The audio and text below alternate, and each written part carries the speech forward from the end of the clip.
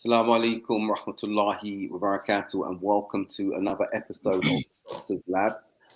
Today we are looking at a topic that I think is prevalent across many societies, whether it's the East or the West, where we hear a cry and a hue and cry or a declaration that only Allah can judge me. Excuse me. And by that statement, what we are doing is basically stating, leave me alone to do whatever I want based on my own judgment, based on my own feelings, and no one can judge me in that regard. Now, we're not going to come from a perspective today where we're going to say, no, we can judge everything and we will condemn and we will judge. But we want to look at this statement in the context of what is happening in society today. So before I go on further, as always, I want to greet our esteemed host and brother, Dr. Khalid Green. Assalamu alaikum wa rahmatullahi wa barakatuh, Brother Khalid. Wa alaikum salam wa rahmatullahi wa barakatuh. A pleasure to be back on the Doctor's Lab once again. Good to have you, and good to be here. And what's going across the bottom there, how much do we cooperate with non-practicing, semi-practicing liberal Muslims, is within that context of no one can judge me but Allah. And we want to look at how we can engage and cooperate. Wa alaikum salam, Sister Shireen, welcome again. And Brother Hakeem, wa alaikum salam, rahmatullah. We want to see how we can navigate our engagement in that respect. But remember, this is under the umbrella of only Allah can judge me. So whatever I'm doing within society, wherever it may be, is none of your business. And Khalid, I want to refer to a book that I'm reading at the moment by Dr. Asif Hirani, and I referred to excerpts of it yesterday. Islamic versus postmodern paradigm of sexuality. And we're not going to be talking about sexuality in that instance, but this excerpt here is very important. He says here, quote, in conclusion of this particular section, the postmodern self that emerges after the removal of God, of Allah, is composed of three components. The belief that I have authority over my inner feelings, being one. The idea that I can only be authentic if I express my inner feelings openly. Two. The notion is that society must confirm and validate my feelings and behavior based on my emotions, as I am not submitting to Allah, and therefore require people to submit to my will, my feelings. And then the final aspect here, and I'll read this, and I've done a bit of research for today's session, more than of usual, because we were familiar with the previous topics of late. And then he says here, it is quite apparent in today's society that there is a growing social sensitivity towards criticizing individuals for their personal choices. Any attempt to express disapproval is not only seen as a critique of a certain behavior, but is also perceived as an attack on that person's right to self-expression.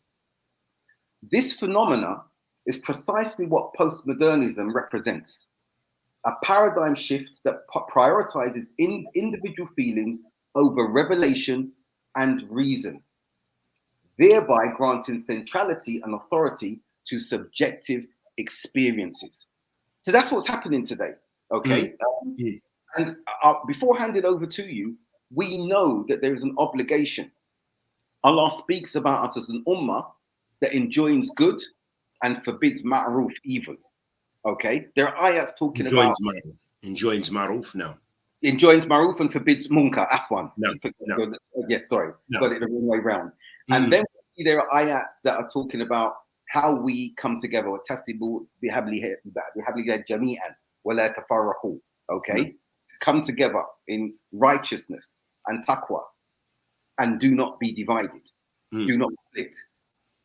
We've got that. We've got the three levels of enjoining good and forbidding evil that we are obligated with.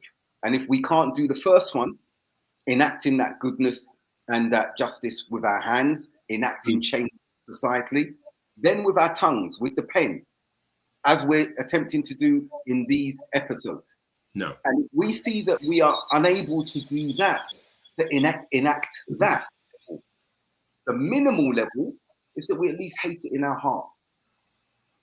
But we're not even looking at those particular lower perspectives, because we're told, and that's the weakest of Iman, not as in condemnation, but that's the minimal requirement.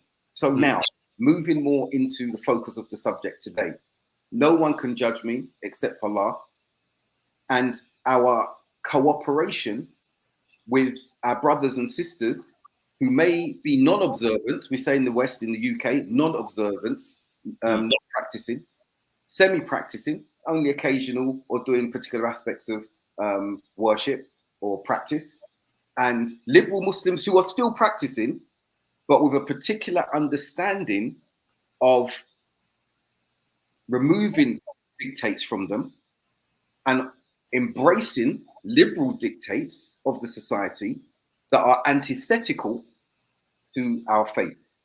I'll hand over to you. I've said a lot. MashaAllah, tabarakallah. A lot to unpack there. Barakallah feekum. Yeah, as you mentioned, the hadith of Abi Sa'id al-Khudri radiyallahu ta'ala, in which you heard the Prophet sallallahu alaihi wasallam said, "Man ra'a minkum munkaran falyughayyirhu biyad." Whoever sees a munkar, then change it with his hand. If he's unable to do so, he changes with his tongue, as you mentioned. And if he's unable to do that, he changes with his hand. وَذَلِكَ عَدَفُ الْإِيمَانِ. And that's the weakest form of faith. And this is a hadith in Sahih Muslim. So what's very relevant here is you see that this is coupled with ideology, as you mentioned. And this type of statement is almost in line with the concept of irja, of believing that deeds or actions are not a part of faith. For example, as you gave some examples and alluded to, that there's so many people in the society who say, well, you just don't know. I mean, that are Muslim and so forth. Well, you don't know what's in my heart. So-and-so is such a good person. Yeah, she doesn't wear hijab. She does go to the nightclub, but she doesn't date. Okay, or she doesn't do this, or she doesn't do that, or she doesn't go to the nightclub, but she just doesn't wear hijab. She wears makeup, she wears perfume, and so forth. And she's such a good sister. And if you were to confront or ask or even give dawah, in fact, I recently had a situation very similar to this. A sister, mashallah, she prays, Allahu Akbar, she prays openly at the job, wearing her hijab, a proper hijab, for prayer. But she takes it off and hair is long and just there normally, wearing like jeans and her uniform. And, so I talked to her about the hijab and so forth. So you have this, not saying her situation is exactly like that, but you have this permeating in society, as you said, those liberal progressive values that people take from the greater society, being in the West and so forth, and the ideologies that go along with it. But it has definitely an Islamic bid'ah base, if you will, from irja, that to where, hey, my actions may not represent Islam. All that's important is my heart. Or I believe I'm a Muslim. I say it on my tongue. So many people, they associate with culture of Islam. If you talk to some of the Muslim gangbangers and so forth, depending on their level of kind of still association with Islam, whether they were reverts or, as you say, cultural, I forgot what the term you use, but, people who migrated to the West, that a lot of times they still may have that association and love for Islam, and they're doing everything openly, sins, they're rapping, they're, and I'm not just saying rapping, it's just the whole lifestyle that goes along with it. And they're talking about killing people, they're gangbanging, they're, women, naked women around them, smoking weed, everything. We have a lot of this is very prevalent. And there are those from amongst them, not all, who say, hey, you don't know what it's in my heart. They believe that they are legitimate Muslims. Maybe they're weak Muslims, but they, at the same time, only Allah can judge, or only God can judge. And as Tupac said, in his famous song, only God can judge me. And this is unfortunately, it is in Aqidah, because a lot of people, they do open sins and they hold on to this ideology, which is very much in line with the progressive ideology and the progressive ideology of kufr in the greater society, and supposed progressive Islam, which is also, depending on the extent, will have a lot of bid'ah mukaffara in it as well, as far as their belief, because they just reconstruct, deconstruct, break down Islamic mores, principles, and even creed. Okay, so they even deviate in that respect. So you see that, the problems with that, and it's very prevalent. May Allah help us. Yeah. No, I mean, now looking at what you said and setting that context, I want to refer to a book that I contributed a chapter a few years ago, and my colleague and partner, Dr. Sadiq Hamid, business partner, had written, and he referred to an article, and you're absolutely correct, Shireen, about the selectivity in choice of practices and what suits and desires. And before I jump into that article, addressing what Shireen is saying, we see that individuals approach the deen looking for religious edicts and excuses, rationale or reasoning to justify their practices, instead of submitting the other perspective, instead of submitting to what comes to you. So the selectivity is, let me find something or an interpretation that justifies what I'm doing. And many Muslims today approach the deen in that way. So homosexuality, everything, they try to justify it through the text and say, no, it doesn't mean, it's not referring to homosexuality being sinful, it's referring to sodomy. This is what is a big push with some of these people. Exactly. So looking at looking at this excerpt, an article in the Times newspaper by Bradford Imam explains the impact of the war on terror on a generation of young British Muslims and the incessant media drizzle of vilification and demonization. Most of them, the young Muslims, have to negotiate the challenges of identity, integration, and inclusion on their own, sometimes having to act as their own parents and influenced by their peers or social media. Imagine their frustrations when no one is listening to you and giving you a voice, when your parents don't understand, when the mosque doesn't understand, and the imam definitely does not understand. And that's an excerpt from a book called Young British Muslims Between Rhetoric and Realities.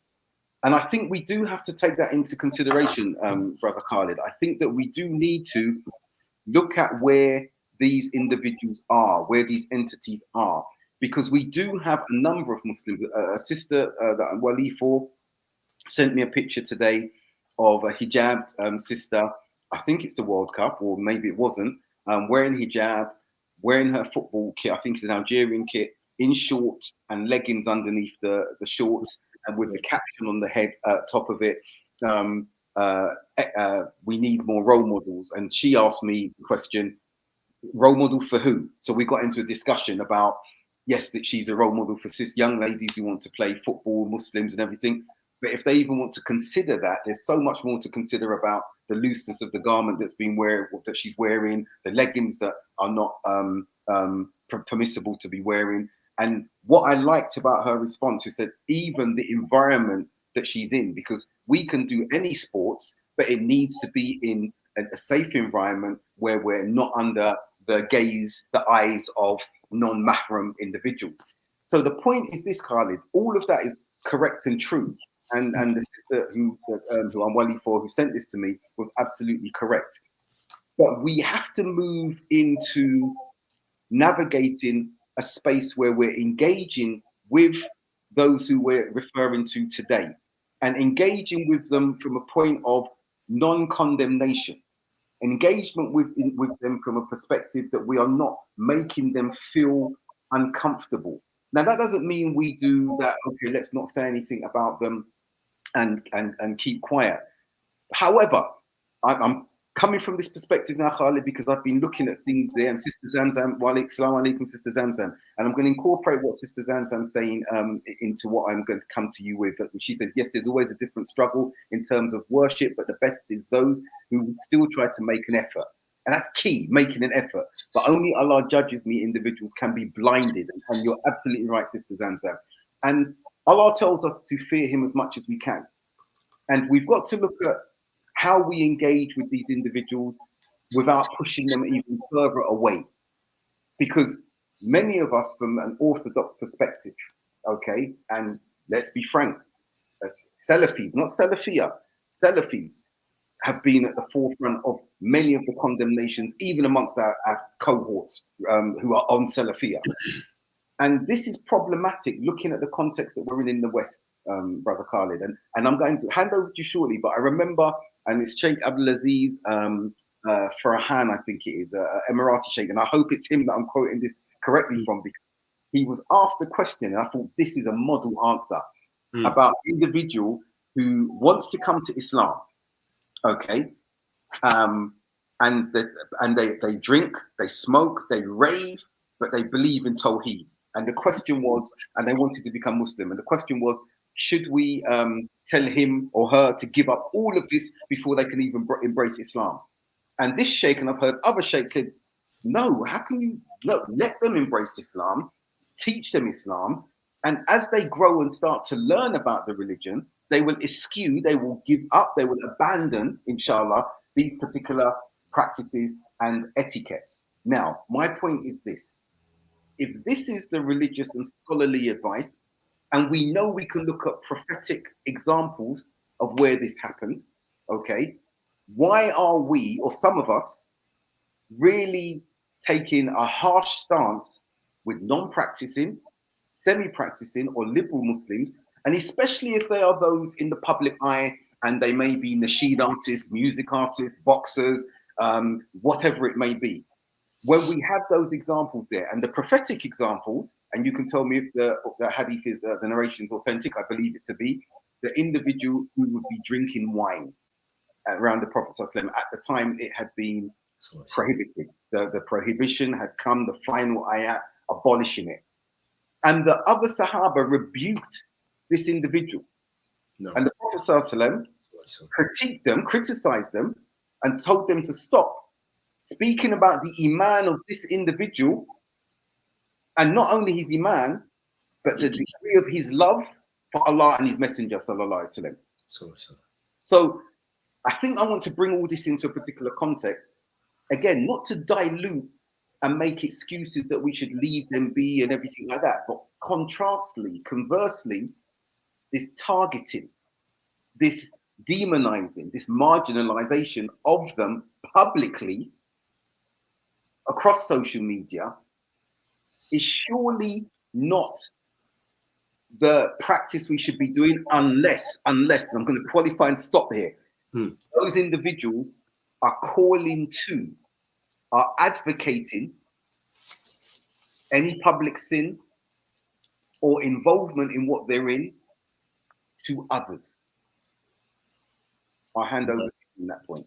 Yeah, I was actually thinking of that hadith actually before you mentioned it, and in it, basically the Sahaba radiallahu ta'ala anhum ajma'in that were with the Prophet sallallahu alaihi wasallam, they began to curse him and throw their shoes at him, okay, or beat him with shoes or something similar to this, and then the Prophet alayhi salatu wasalam told them not to curse him because that's a big thing. La'in is like takfir in a sense, La'in, it has the same hukum as takfir anyway, that there's conditions for it and it's not totally prohibited, but generally the general principle is you shouldn't curse another Muslim. You shouldn't say la'natullah alayk, may Allah, basically you're saying that may Allah subhanahu wa ta'ala remove the mercy from you. This is what it means, la'in.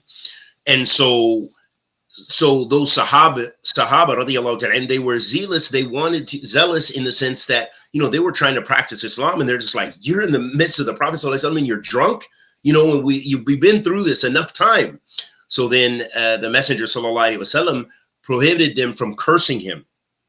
And he said, and you don't know, لأنه هو يحب الله ورسوله, because he loves Allah and his Messenger. Sallallahu alaihi wasallam. So it also shows us that this person, they had iman, even though they were struggling with the drinking and being drunk, they hadn't given that up, but yet, and they were sinful, and he was punished by the Messenger sallallahu alaihi wasallam. So that's something we don't want to negate or forget as well. He still was punished. The hudud was still implemented on him. And the Prophet ﷺ restrained them from going beyond the bounds, by cursing him, and if it would have led to takfir or something like this.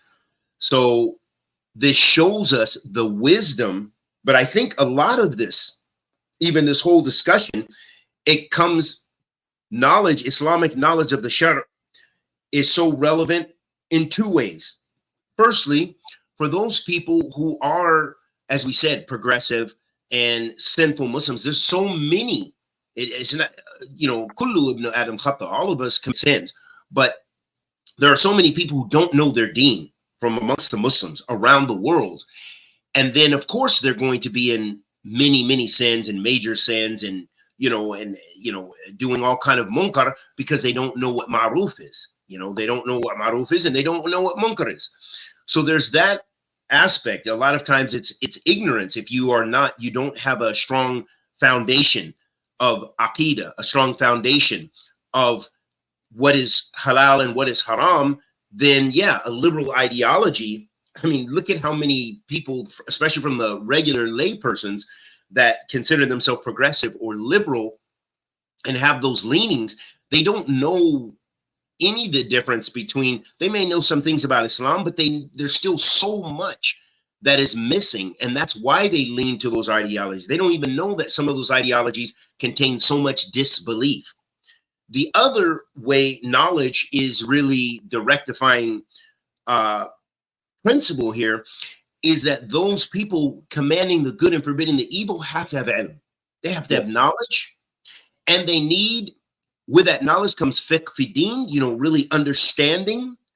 And with that knowledge comes hikmah, bi'idnillah, comes the wisdom of how and when to implement things. And a couple of examples. So if we see a brother, how many times have we seen brothers and sisters coming out of the nightclub, okay, or what have you? And you may not even know those individuals, but you say, hey, you can recognize them. Maybe they're a Muslim, maybe you can recognize from their cultural background. You say, no, I know that person is Somali. I know this person is Arab. I know this person is this, blah, blah, blah, blah. And you try to give them dawah and you say, hey, what's going on, da, da, da, da. So depending on how you command the good and forbid the evil, you may or may not have a positive effect. And part of fiqh fi din is, of course, you're not going to know the unseen. You're not going to know always the natija, but having a good idea of when it's a time to be stern and when it's a time to be gentle. So there are some people, they're barely practicing their deen. And if you come to them harsh and come to them something that may not be as important as some issues of aqeedah they have, about tawheed or something. They may still believe, it could be a new Muslim or what have you, and they still may cling to, well, I still go to church with my family because, that's what we do. We've had a long tradition, whatever the case may be. But yet, and you see them coming out of the club, and so then you're saying, hey, why do you got this earring? Why are you coming out of the club? No, there's something bigger in that respect. So this person, because they're also fragile, they're new to the deen, you're going to have to deal with them accordingly. And most likely, as the Prophet ﷺ said, that gentleness, nothing comes from gentleness except good. Another example would be a person who has mukhalafat, in their aqeedah. I mean, they're a person of bid'ah, and they're from the lay persons, okay? Just your general Muslim brother and sister that practices Islam. They love Islam. They're in the masjid, but they have a different aqeedah. Their aqeedah is Maturidi, they're Ashari, they are mixed with all kind of stuff. They don't know this from that, but they're just trying to practice Islam. So a person like this, unfortunately, a lot of the youth misunderstand, and even some of the older people and people who supposedly have experience, and some of them supposedly have studied and this and that and the other, but if they take this approach where they're just harsh with the common folk, that's not also from the sunnah of the Prophet ﷺ. It's also not from the minhaj of the Salaf that you're going to deal with the lay persons like this. So this is one of the things I see that I think, although it happens in America as well, but it seems to me in the UK is like a motherland for this kind of things of discerning. You know, we know that's not a non-Salafi masjid, so I just walk by it and I don't give salams. Or I heard of a brother, he came from Damaj, he was in Yemen for 1 year only. And then when the brother picked him up from the airport and was driving, they saw some guys from Jamaat Tabligh walking on the road. And he said, "You flipping mubtadi'," something like this out the window. You know, what did he learn? He didn't learn anything. You're not going to learn that much in a year anyway, to be, you know, saying that you have fiqh fi din, unless you already studied and then you were going to brush up, you know, whatever, visit the mashayikh and this and that and the other.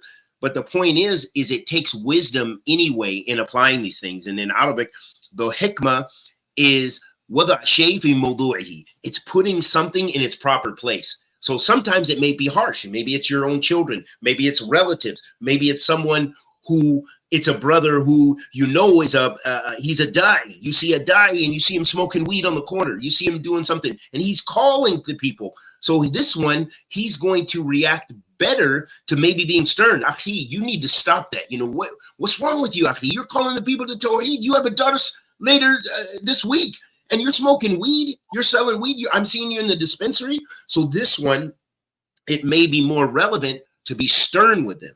Right. But the hikmah is knowing when to be stern and when not. And we can both attest to countless examples, even with ourselves. I had dreadlocks to hear my first, 5 years in Islam, my dreads. You know, I used to, even I had an amulet that a Shi'i gave me because I didn't know I was a new Muslim. And I was just, you know, and then one of our brothers from an immigrant community from East Cham, which is like Cambodian Vietnamese. And I remember the way he approached me is he just almost tore it off me, you know, and I was just like, man, I was like, what? That's my thing. And he said, brother, this is not good. And because, you know, his English was limited and stuff, but I accepted that. I did accept it from him because I had been practicing for long enough at that point, you know, at least maybe, I don't know, a year, whatever it was. That might've been my first year or two, but you know, he was able to convey it enough to me where I was like, okay, I won't wear that because it had, you know, Ali, radiallahu ta'ala, and, you know, the Prophet, Ali, Fatima, you know, Ahl Bayt on it and Allah in there. So, subhanAllah, you know, that's a part of that hikmah of knowing. So that way you're not scaring the people. And Shaykh al-Islam Ibn Taymiyyah has written extensively about this. So none of these, even our way of dealing with this nothing is new. This is all, we have tons of texts to support it of the past. Now, so I think you've given some really good examples in that. And I think that what we see as well is that it's not that we should not enjoin the good and advise, but what we find occasionally as well, that those who are providing the advice are often tested with the thing they're condemning other individuals for. You and I know of individuals and brothers and sisters who were very overzealous, advising, condemning, which shouldn't be done, okay, except the criteria that we know is clear. And then they completely came off the deen. Completely came off the deen, okay? No, I understand. But yet, they were not recipients of that same form of harshness from anybody. And that was a lesson to some of them. I know some individuals who came back on and alhamdulillah, Allah guided them back on, they're strong again, but they've got that mercy and understanding because of the degree that they fell to. But again, we have understandings and precedents in the deen. And I want to come from a particular academic perspective, and you've highlighted that, and Sister Shireen highlighted the point as well. We need to meet individuals where they are and not expect them, I don't mean physically, but not expect them to be where we're at. As you said, you've got to have an empathy and understanding for where that individual is. And I refer to my cognitive development framework. Where are they along that? As you said, there are individuals who are liberal, who have no knowledge of the deen that they're on, or even aspects of innovation that may be there culturally that they've adopted. So where are they with regard to their understanding? Where are they with regard to their maturity? And if we push and condemn, then we have a fantastic precedent in the story of the three who didn't go to the Battle of Tabuk with the Prophet ﷺ. And I only want to focus on that point where one of them was being called by the king of another city, hearing what was happening with the boycotting of this illustrious Sahaba, all of them, and saying, if you come to us, we will afford you wealth and status and everything like this. And the individual didn't succumb. No. How many of us are like that in this day and age? None of us. How many do we know that have been enticed and tempted to not only maybe ways of practice that are innovated, but to non-Muslims and into the arms of non-Muslims who've afforded so much more, apparently, for this compromising of the deen? With our sisters, for example, meeting sisters who are married to non-Muslim men because they didn't know better, or they felt that the cultural impression upon them was so suffocating, so toxic, that as they got to womanhood, they left. And you would always find, sisters will always find, I must say this, let's say always, 99% of the time from the experience I've had, if they're having issues within their Muslim communities and they first remove the hijab, they will see a lot of non-Muslim attention with regards to the attraction towards them. A lot. Okay. So if they've got that half wall there, they will move in that direction. And we've seen that happen with brothers as well. But okay, within the, we know from Islam, men can marry Ahl Kitab. They can marry outside of the Islamic faith. The edicts with regards to sisters is they can only marry Muslim men. But we see that happening. And we've got to not only look at what message we're engaging them with, but the damage that we're doing from what we are expressing and expounding. So I think that the question, how much do we cooperate with non-practicing, semi-practicing liberal Muslims? I believe there needs to be a cooperation within a particular paradigm that they can come into and we can come into, a space where we can meet, social media privately, not publicly, to chastise and start engaging with them. And some of that engagement, Khalid, is not necessarily communicative via words, via audible. Some of it may well be by our behavior and interaction. If we're working in a mixed environment, and many of us are, and we see brothers and we see sisters, as I do, who are not practicing, who may be performing practices or following particular societal dictates that are unacceptable. And even from the eye contact that you have with them, whether they feel uncomfortable being in your presence because of how you make them feel, or they see there's an empathy in the way that you communicate with them. Not endorsing, not supporting what they're doing, but opening that space of availability to discuss things with them. And I'll give you an example. My relatively new position, someone joined the team and they explained to her my expertise and my qualifications in the field of counter-radicalization and corporate leadership and everything like that. And when she heard that and said, so he had some religious knowledge in a Western context, not in the Eastern context, as you know, I don't consider myself a student of knowledge or a scholar in any sense of the word. And she immediately started engaging with me and said to me, I look forward to having a number of conversations with you. I said, you're welcome. Then I realized she was Muslim. She said, yes, I'm Muslim. She said what her ethnicity was, her cultural backdrop. And she said, but I'm married. My husband is white British, married to him. I've got 2 children and everything like that. Now, I didn't change my faith and contort or twist or anything like that. I said, I just listened to her. And she said, what I want to speak to you about are religious aspects that I've had problems with. And she mentioned how women can't marry non-Muslim men, but Muslims can. And I kept a very diplomatic approach and said, yes, I look forward to discussing things with you. Feel free. We could talk about things. I didn't condemn her. I didn't say, no, what you're doing is haram and your children are illegitimate. And I wouldn't discuss that in that particular context.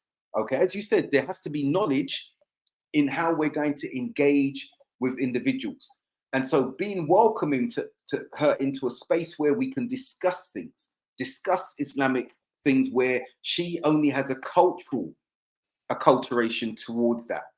It's not a knowledge-based one. And that led her to resent the understandings that were imparted to her from these cultural connotations, which had some legitimate religiosity to them.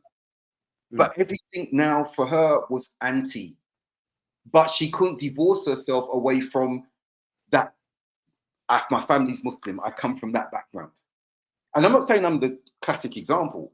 We all know a time. I know particularly a time when being at that early formative stage of the 4-stage model that I've given, and being very condemning, very harsh in that regard. But then as we matured, as we contextualized, as we moved away from an abstract understanding, as we understood the seerah of the Prophet sallallahu alaihi wasallam better, as we understood the wisdom of scholars like Sheikh Al-Albani and the rahmah with which he said to deliver the dawah, then we started tempering our approach. As we started seeing brothers and sisters and their family members and our family members in some instances not practicing the deen or adhering to particular practices, then we not only had to look at how we approached them, we had to review ourselves. And that's really, really important, I think, Khalid, as we look at, do we, or not even do we, how do we move into that space of cooperation? I think we're on the same page. 90%. Okay, 90%. My one small issue I would have is a reframing, as we see in the title. How much do we cooperate with non-practicing, semi-practicing liberal Muslims, or even Ahl Bid'ah? We could even extend on there. That is not really the concept of cooperating with them. I beg to differ that, we're not cooperating. This is, Islam, that we are practicing our Islam, and you see your brother who is maybe doing is not doing as faring as well as you are in Iman, in their Islam, in their knowledge. And as you said, meeting them where they're at. I don't think that's an issue of cooperation. Usually when we think of the term cooperation, we're talking about, you're giving dawah with an Ashari, you're giving dawah with a Maturidi, you're giving dawah with a Sufi. You and the Takfiris have come together to do a dawah program. So that, no, we're not with that. And I know you're not saying that. So I would just redefine the term. Interaction. Already, interaction. Interaction. And maybe some of the people, I think what happens with a lot of the, possibly even some of the du'at, I don't know, but definitely a lot of youth, they see that as cooperation. Like I get questions all the time. Hey, I have a friend and he's got these takfiri tendencies and da-da-da-da.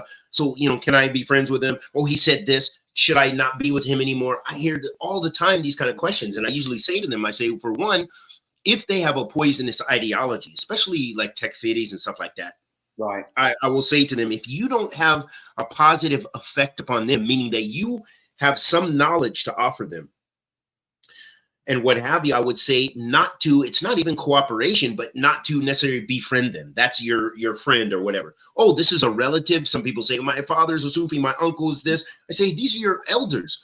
Respect your elders and respectfully disagree. Distance yourself from that part, but do not make hajr of your father. Do not do this to your uncle. These are your elders. These are your relatives. It's going to be different how you interact. I know a particular individual, and her brothers were big Jamaat Tabligh, making khuruj and stuff, and she was, mashallah, Salafi, but she was like banging on it. I said, whoa, hold up. These are your brothers. These are your blood brothers. No, be respectful for them.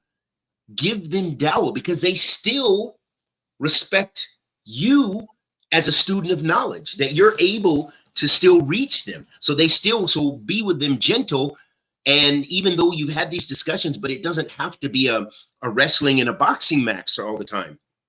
Can I interject? Yeah. And another example on that before you jump back in is over here. There's an example of a brother who was very overzealous towards his family. Okay, he was Salafi.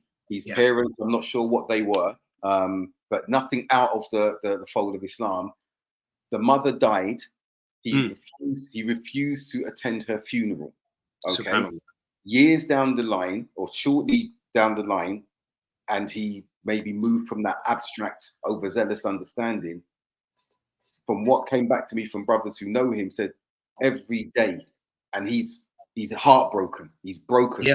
that he took such a stance that he wasn't visiting her in the first place. Then she died, and he was on Sunnah, and she's Ahl al-Bidah, and this is how far this goes when we're not checking ourselves, and we are overzealous and blinded by an abstract understanding of how we, and I'm glad you said, not cooperation, Hassan, we should have said interacting, how we interact with others, how we engage with others who are not on the same page as us, or not in a particular space with regard to their adherence or non-adherence, as it were, to the deen in that regard. So that interaction, to that extent that you have condemned your mother, and imagine, we know that what we want from our mothers, Muslim or non-Muslim, is that they die being pleased with us if Allah takes them before us.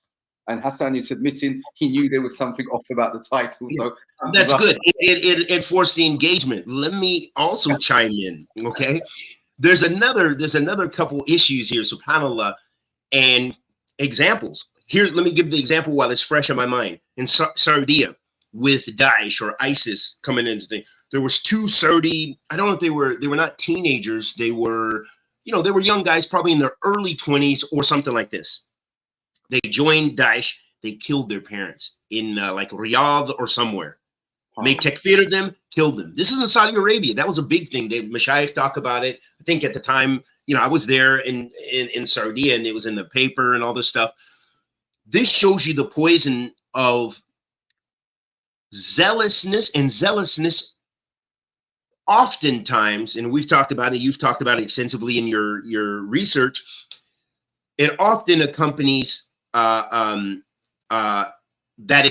extremism. And a third component with that is ignorance, because they're like cousins. Because, for example, this is a big trait of the Khawarij, that they were zealous. They wanted to practice Islam. The original Khawarij, they thought they were coming closer to Allah by making takfir of those Sahaba and fighting Ali ibn Abi Talib radiyallahu ta'ala anhum ajma'in. They felt they were coming closer to Allah by this. And they felt that they were ruling by Allah subhanahu wa ta'ala's deen, and they were having jealousy. So they had the zeal, they had their ignorance because they misunderstood the ayat and they negated the sunnah. And they also were extreme, because they go hand in hand. If you're zealous, if you're ignorant, it only goes to follow, then you tend to be extreme. You go, and extremism is tajawuz al-had. It's going beyond the bounds. So you see that this common trait, and this happens again. Okay, for the original Khawarij, the lack of knowledge, the non-acceptance of the Sahaba, who were the scholars and everything, and the carriers of wahi and revelation, but also in contemporary times, likewise, even say if it's from our brothers and sisters who are supposed to be on the sunnah, that zealousness, and it's still accompanied with ignorance. Right. All those issues, the brother. So now I'm going to get to the second point. So the brother, may Allah subhanahu wa ta'ala guide us in him and forgive us in him, not going to see his mother. She dies. She was a mubtadi'ah in his eyes. And then now he's remorseful. So he was wrong from the get-go. Right. What he had was not from the sunnah. Aslan, the sunnah is ba'id from what he was upon. It's so far from him. What he was upon was something totally different. So he misunderstood. That was his ignorance. Then he was zealous. And then he was extreme. He had all those same traits. Now, may Allah forgive us in him, especially if he's listening, may Allah guide us in him. So now he's remorseful. What happens, and I did some of this kind of research in my PhD as well, that what happens is, and what we've seen in our societies too, is then there's a backlash. So what happens is when people are usually that extreme, I mean, I'm sure we both know people who are extreme in tabdi' or extreme takfiris, and you've had a lot of engagement and done work with those kind of people. You'll find, I know so many that are now Sufis, or they're progressive. They were once the hardest core of takfir. They said, my sheikh, I used to have debates with some of these guys, my sheikh would make takfir of you and call you a kafir. And I'd say, well, your sheikh's from Ahl Bid'ah, that's why. And I say, you have nothing, you're not offering anything, you have no ilm. So anyway, we get in these kind of things. A lot of these guys, some of them, and several of them became agents. And one example would be, so they go from one extreme to another. Okay, you go from one extreme to another due to that ignorance, due to that sternness, leaving Islam. Look at Morton Storm. Did you know Morton Storm? Yes. Yeah. Yes. And that's a classic example. So he was, some people doubt, okay, he was ever a Muslim. No, I believe he was a sincere Muslim. He became Muslim in Denmark. He was sincere. He spent his wealth. He got the guidance there in the UK or whatever, and he went to Yemen. Sheikh Muqbil even used to call out for him. I mean, this was the kind of guy who was very personable with people. You know, he knew big people, and big people were inclined to him for his personality, the way he was. And me and him, we became friends. We'd hang out in Sana'a. So later, this guy, he kind of got tired with Salafis, and he started to hang out with a lot of Ikhwan Muslimin, big Ikhwan Muslimin in Yemen.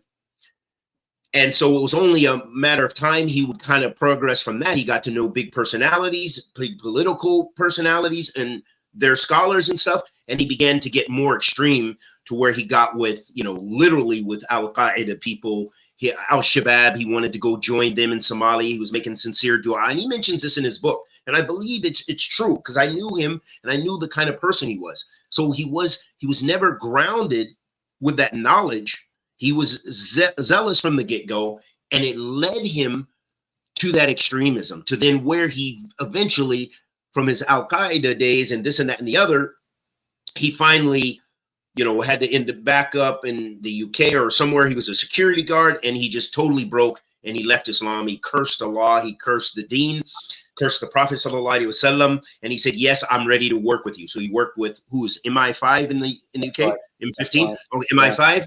He worked with American intelligence, and he worked with the Danish intelligence services. He shows pictures. He's got everything in his book. It's documented.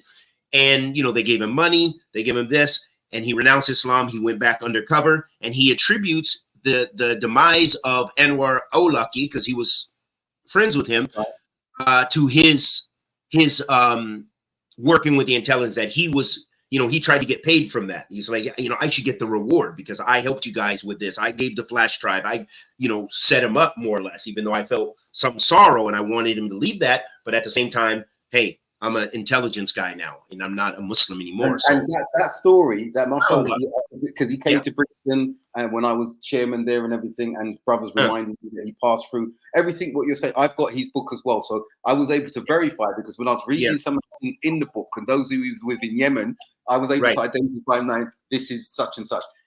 In that talking, and this is very, very important that we mention this pendulum swing, because I mentioned it in my PhD, as you know, that swing from an extremism, one extremism, to a polar opposite of extremism. So you may be a takfiri, terrorist inclined, this extreme Khariji ideology.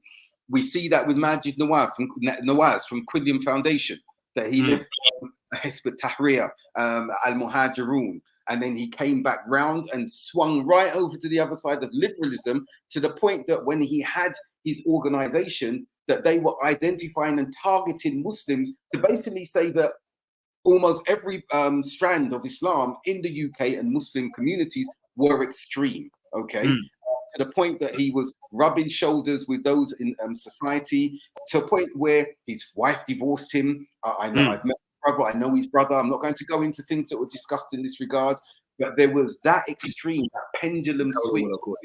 And coming back to that pendulum swing, so we need to look at this. Those who end up non-practicing, those who end up semi-practicing, those who go towards a liberalism, it is the polar opposite of the Khariji extremism and overzealousness there. In the instance of the liberalism that we're speaking about, and I talk about a liberal extreme in my studies, as you know, and that there is fascist liberalism, where it's more intolerable or intolerant of those who are in the middle or other strands, is that anything then becomes permissible. Anything and everything becomes permissible, to the extent that some renounce Islam or are very close on the board, like Morton Storm. What did he do when he met the intelligence individuals? He said to them, "Can I have a beer and can I have a bacon sandwich?" And he ate that in front of them as confirmation that he was Yeah. no longer in the space that he Yes. was. Yeah. And he says Yeah. this with pride. He said this with pride. He writes this in his book. So it's really, really important. However, despite them swinging, those pendulum swings, which we see, those who have not undergone or endured such a pendulum swing, but they're in a particular place, even on the extreme side, there's got to be a space where we, who hold ourselves to be balanced, inshallah, can interact. And Hassan has kindly changed the title, Jazakallah khair, Hassan, from Allahu cooperation. Akbar. How we can interact with these individuals. How we, and one of the things, Khalid, when I was chairman at Brixton Mosque, and some of the individuals who were upon extremes and have come back, one thing they said to me and to us in that era of Brixton in the 90s, you always kept the door open. One of them said to me, I remember whenever the scholars would come and you saw us leaving the masjid or staying on the periphery, you would not only invite us, but you would say, come and sit with the scholars. Come and sit privately with them. So I had some of them come in and sit with them. And he said, we remembered that as we were coming away from, if it was a Khariji extremism, the more liberal individuals as well saw you kept the door open, because I started, which I think still takes place in Brixton now, community dinners to keep a space open for non-Muslims and for these individuals as well, so that they could come in. When I started the street organization, my strategy to reach, empower, and educate teenagers, that was a space away from the mosque, the masajid, because some felt from either ends of extreme, they did not want to come in such a place because they felt they would be judged. So I had individuals coming in there, and we had thematic regions and areas where they could engage and just fraternize. And in that, they said they felt comfortable, because if they wanted to speak about some of the problems they were having, some of them said, look, I've got a girlfriend and I've been with her for a few years and I don't want to break off the relationship. Can you advise me? Others of them, some of them were drug dealers, and they were speaking. Yeah. They had a safe space to speak and engage, and we opened that up for them. Right down to, Khalid, I don't mind saying this on here, an individual who got into a melee with an individual he used to be friends with. He was Muslim, the other individuals are Muslim. He was the brother of a famous Premier League footballer. I'm not going to elaborate more upon that. And he accidentally killed him in a fight. And so he came to us because he was petrified of the area that he came from in North London. The police from the riots, the days of the riots, are known to be brutal. Okay, in the area we come from, they're brutal as well. But he came to help me. And we were thinking, how do you want us to help? He said, can you speak to them from this side and I will go with you? We said, we don't do that. We don't hand people over to police. We're not that. He goes, I know we're not, but if they get me, what they can do to me is really damaging. The point of the story here is the fact that you make yourself accessible and available to those who are in that liberal space, that non-practicing space, and those who are at the other extreme, in that violent extremist, takfiri, khariji space, that you make yourself, and that you deal with them confidentiality, that they know when they come to you, you're not going to take data and run with it, or you're not going to go and expose them in another instance, which some brothers unfortunately have done. Oh, he came and spoke to me privately. She came and shared such and such with me, and believed that you were going to treat them confidentially.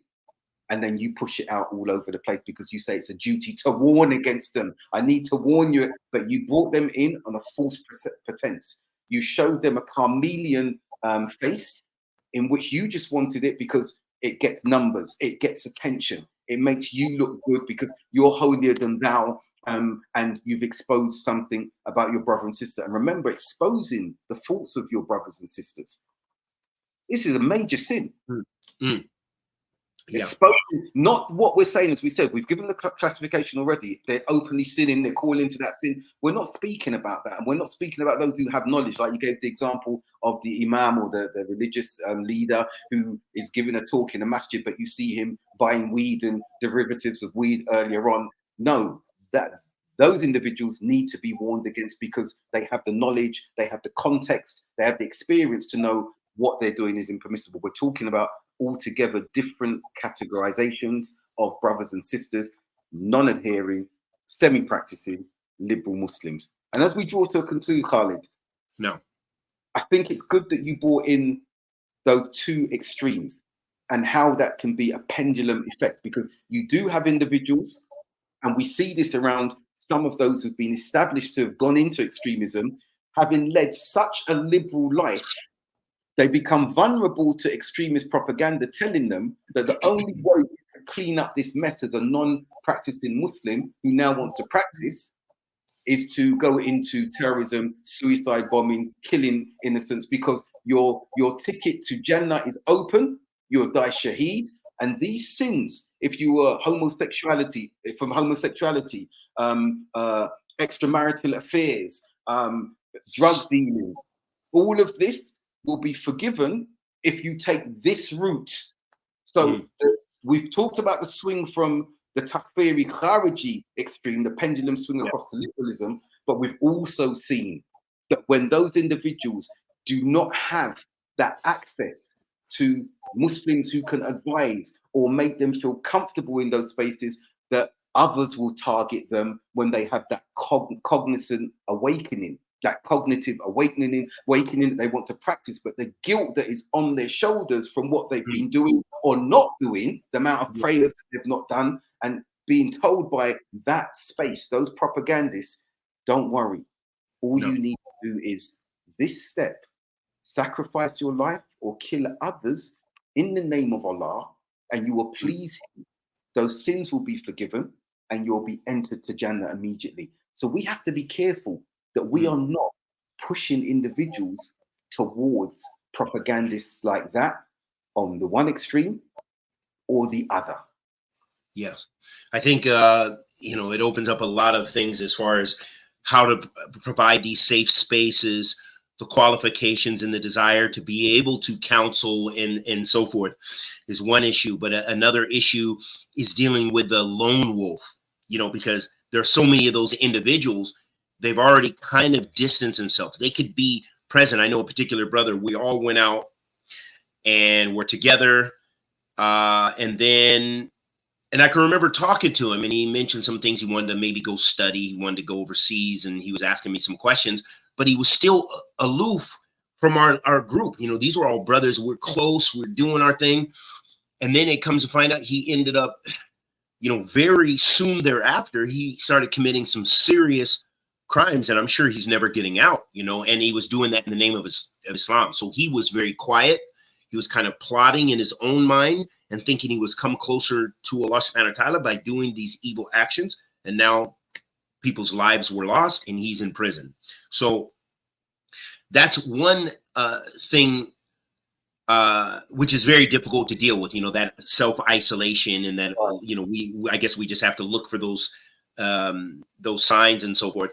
Another thing that is a result of like Daesh and all these things that happen, especially that last scare for the world with ISIS, is that Muslim minorities, and probably not just Muslim minorities, but Muslims even around the world in many of the Muslim countries, it caused a backlash, not just to extremism, but even to the dawah of Ahl Sunnah, that so many people, to religiosity in general. Like if you're wearing a hijab, like I know people were in Egypt and they told me that, when at that point, because of the things that were going on in Syria and everything else, niqabis were being persecuted and, messed up by the common Egyptians in some places, and accused of being extremists and accused of this.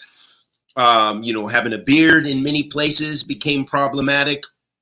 And so then you have a reaction where everybody's chiming the horn to be balanced and progressive and liberal, and that allowed for them to rear their ugly heads and become swollen with these ideologies. It opened the door. It opened the door, when at the height of ISIS and soon thereafter, it pushed large swaths of people to the other extreme, to kind of abandon religiosity and go to that. So it really gave them, because they really had such a small voice, I think, before, at least from my, analysis and what have you, that the progressives and stuff were not like they are today. Now there's so much more weight and power, and they're backed by government money, and they have big institutions now, and they're spreading their wickedness in especially in the Western countries like America, in the UK, and then probably Canada. And and then now they can just team up with the LGBTQ communities and all this other stuff, and just really push a new ideology and actually tarnish and persecute, or at least be very critical of any type of religiosity, and especially Ahlul Sunnah, and anyone who has religiosity, even from some of the people of Bid'ah that have religiosity, that they are all being looked at in a negative light because of that's an important point. The pendulum swung. That's a very important point, and I think we should conclude on that point, Carlos. It's really pertinent. No, we know that what's happened with the extremes, Daesh and Al Qaeda and these lone wolves, that it places the spotlight on those who are profess to be in the middle ground, like we do, the general populace of Ahlul Sunnah.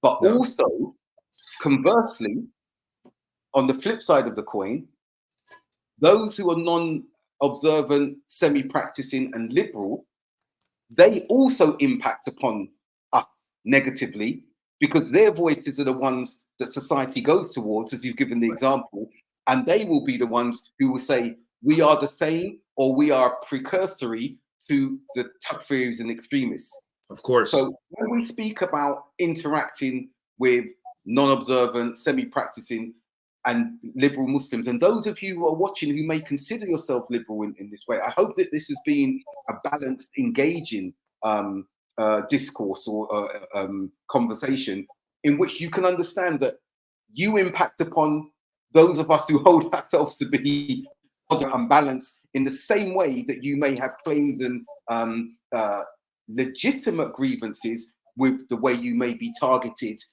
But we are also targeted by default when you make, I think, clumsy statements, lazy statements, mischievous statements, by pointing to us as part and parcel of the extremist mosaic and problem, when in actuality we're not, and we are ready and they're there to interact with you about religious orthodoxy, what it looks like, that is not antithetical to the societies that we're living in. We just don't adhere to their belief systems and some of the values that they hold. And you know that. Our Muslim non-practicing, semi-practicing liberal Muslims, you know that. And it's only just that in the same way that we're saying we will engage, we will discuss things with you without condemning, because that's not what should be done. You need to be truthful, balanced, and just about those of us who are not on the same ideology and methodology as the Kharijite Takfiri extremists that we see who have joined Daesh, Al Qaeda, and commit wanton acts of terrorism, which are impermissible in Islam. No. It's important you know this and that we conclude on this point, because there is a consideration that you must have for us. And Carl, did I conclude there? Got the prayer. If there's anything else you want to add to that, please go ahead. I want to end with a tiny quote. This is from my research, which is relevant to this, about those progressives. So this was, anyhow, on page 137, Al-Fadl is a part of a social movement. So this is an academic, well-known Egyptian academic in maybe University of California, Berkeley, or something like this, in one of the University of California system, which constitutes, he's a part of a social movement, which constitutes, looks like a grammar mistake, a list of Muslim academics who refer to themselves as progressive Muslims. These Muslim academics share a common ideology based upon reform and challenging existing textual interpretations, emanating from influences from rationalism and various modernist philosophies such as feminism. And now we could say probably LGBTQism. One unifying trend amongst the proponents of progressivism is their disdain for Salafiyya or Salafism. So I just wanted to end there that, you know, I kind of went into some of those things, and we see, as you said, you know, they are very active along with their other people they cooperate with in trying to, as detractors of Salafiyah. And as, you know, those who criticize and try to belittle and try to associate with terrorism. And that's a whole nother topic. And our thesis, both of our theses were pretty much founded upon dismantling those claims. So we ask Allah subhanahu wa ta'ala, the Almighty, to accept our good and bless us all with ikhlas, with the bad ala sunnat and Nabi sallallahu alayhi wa sallam. May Allah forgive us all of our sins and bless us to meet him in a state of strong iman. Wa sallallahu wa sallam ala nabiyyina Muhammad wa ala alihi wa sahbihi wa sallam. So just wanted to close with that, inshallah ta'ala. Barakallah feekum. Well, feekum back. Jazakallah khair, Khalid. Jazakallah khair to our brothers and sisters who have endured this discussion patiently with us. To any non-Muslims who have been attending, you're welcome. Thank you for tuning in. And until another 2 weeks, we say salams. Assalamu alaikum wa rahmatullahi wa barakatuh. Wa alaikum salam wa rahmatullahi wa barakatuh.